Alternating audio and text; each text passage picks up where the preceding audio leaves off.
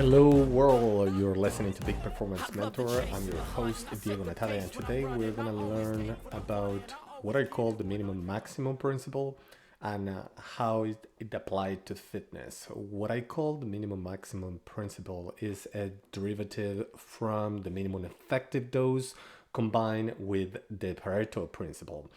And why this is important for you?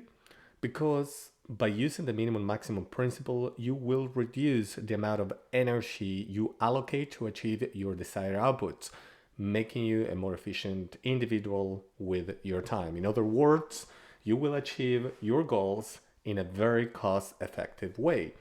But first, if you haven't done so yet, please remember to click the subscribe button below so we can grow organically. With your help, we can reach more people that could benefit from the material presented here. So, what is the minimum maximum? What I call minimum maximum is a derivative from the concept of minimum effective dose combined with the Pareto law. I'm gonna say it again if you missed that. What I call minimum maximum is a derivative from the concept of minimum effective dose combined with the Pareto law. We discussed the Pareto law in the previous episode, so watch it if you haven't. So let's start defining what the minimum effective dose is. I have a master's degree in toxicology, and the minimum effective dose is a concept I'm very familiar with. The concept was really borrowed from the medicine while measuring dose and effect. Let's say you need antibiotics for whatever reason. Well, if you consume 2 liters of the antibiotic, is ineffective.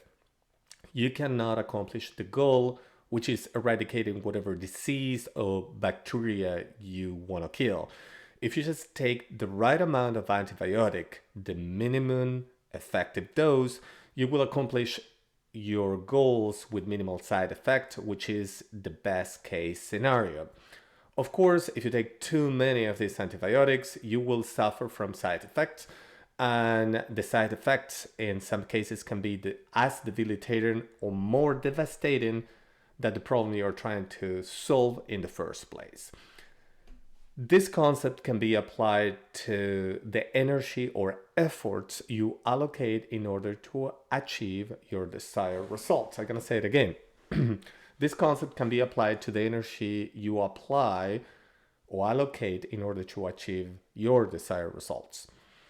I personally apply this concept to a large number of variables in my life, like time allocation, vitamin intake, sleep patterns, duration and frequency of my workouts, sauna timings, and many others. My best example correlates with work-resistant training.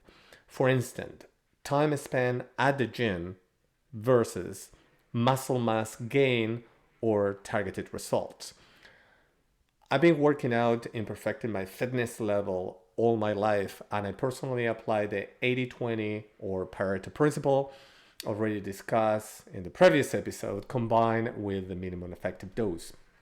I've been testing for the minimum effective workout that allows me to be at my best 80% desired muscle mass, right?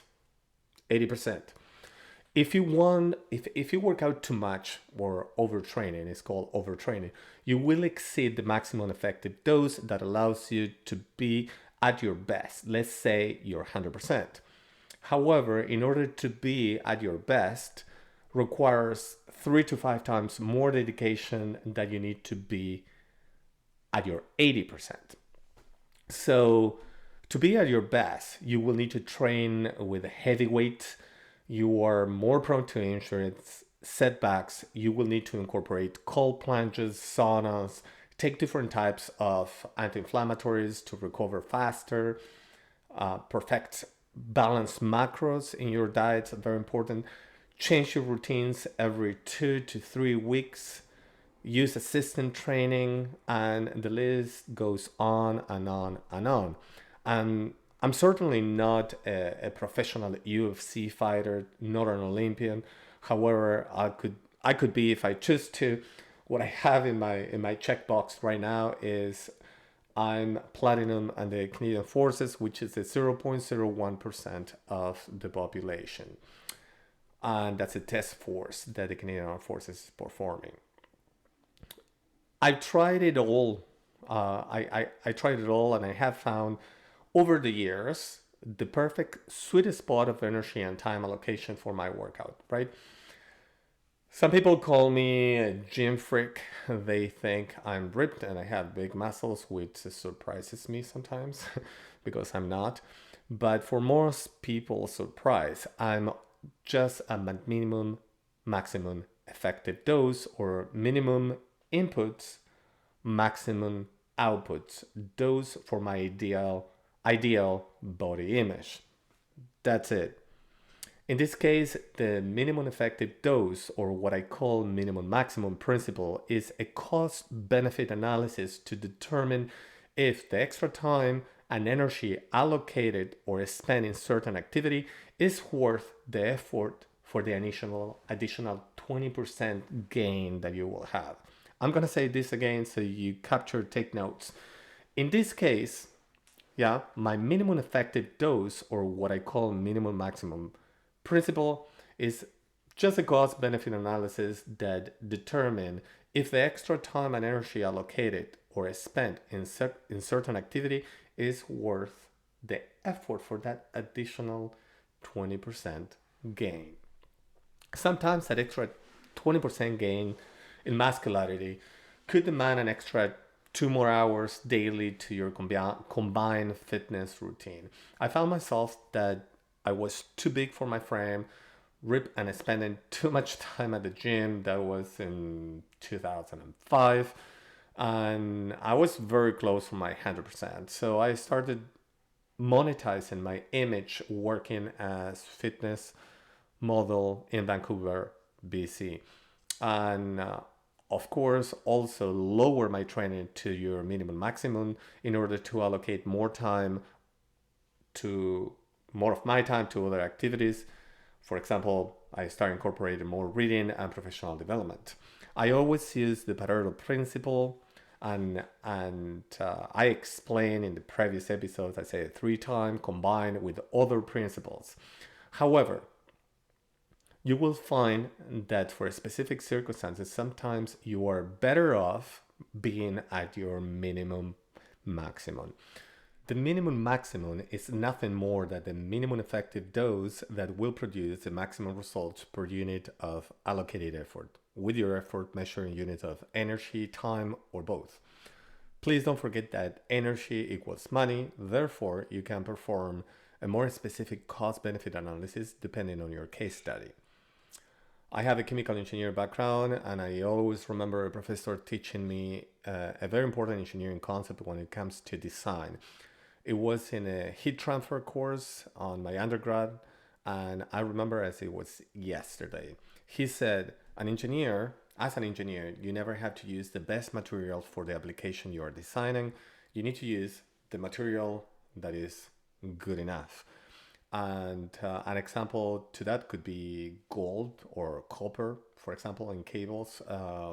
What is the best optimum ideal material for conductivity and electricity is gold, right? So, but we see the wires made of copper. Perhaps in a spaceship, space station, yeah, with certain things for superconductors, you need gold. But for anything else here on Earth, copper, even tin, is good enough. So that's a very important concept that he was already teaching me without me knowing. So how to apply this concept in real life? And I like to put an example into fitness.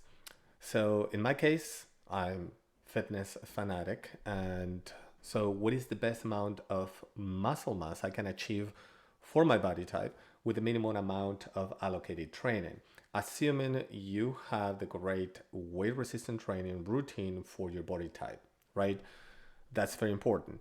Then you need to start tracking your results, which, tracking results relates to Pearson's law, and the time allocating working out versus your muscle growth chart. It's very important to make sure that you maintain the other variables fixed when you are measuring muscle growth with the changes in time. So you need to measure the time allocated at the gym, maintaining the remaining basic variables constant. So those variables could be your diet, caloric intake, and macros, specifically your daily calorie intake, intensity of training, maximum weight use for each muscle group, and the duration of your rest periods. Remember, workout is smart. You should be smart and choose to incorporate supersets into your training routine in order to work out antagonist muscle groups during your breaks. By doing so, you will be saving precious time in your overall routine, gaining blood flow into your muscle groups and adding hypertrophy in half of the time, because incorporating supersets cuts your resting time in half. Use compound exercises. I use it all the time. Use supersets and do your sets to muscle failure. All the above, right, will play a very important role in your muscular growth. However, when you have all your routine fine-tuned, you can start experimenting with your time allocation variations into the total time allocated for your workout routine, the time allocated in between rest periods if you want to optimize your routine. So work out smart in order to gain optimal results. Then you will gain even more valuable time during your daily routine by applying the minimum maximum advice that I just presented today. With the exception of what I just presented to you, there are no shortcuts when getting results with regard to your fitness.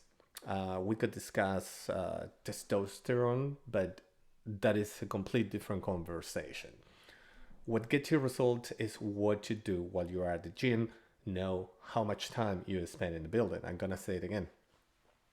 What really gets you results is what you do when you are working out at the gym. Know how much time you spend in the building. You can go to the building and sleep overnight if you want. The time you put asleep in is not gonna get you anywhere.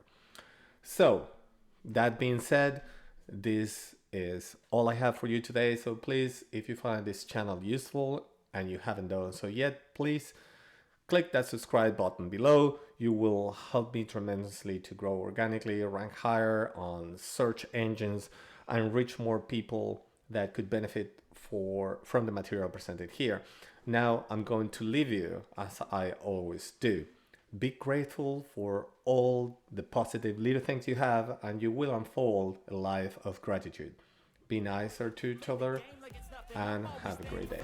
This was or is Peak Performance Mentor. It's time to look at the enemy. Look in the mirror if he is no friend to me. It's not working out, maybe it's the chemistry. It's time to break up so I can make a better me. Better believe in your mind, cause it's everything. You can mold, shape, find almost anything. All it takes is some time and some clarity to find your identity. It's mind over everything.